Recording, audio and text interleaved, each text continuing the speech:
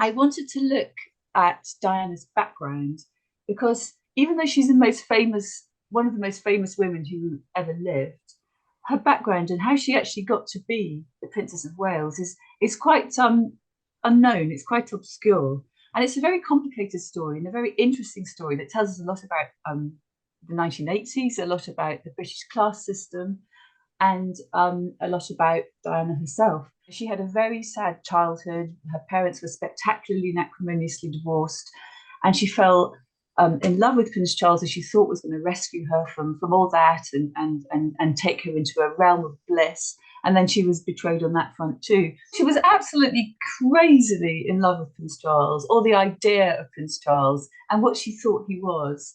She was completely convinced he was the absolute embodiment of the romantic hero, and life with him was going to be bliss. And of course, one of the reasons for that was that she'd had this really sad childhood with the acrimonious divorce of her parents, which had had such a terrible effect on the family because her parents had split at a time when that wasn't really normal at all.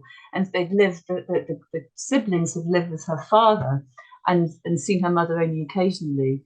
And so in the Diana of the book, and possibly the Diana of real life, it constructed for herself this alternative reality in which love was valued and rewarded, and everybody was happy. So, as a complete contrast to her as a way of coping with what had happened to her, and Charles fitted into this, and he was going to take her away from all the misery of the past.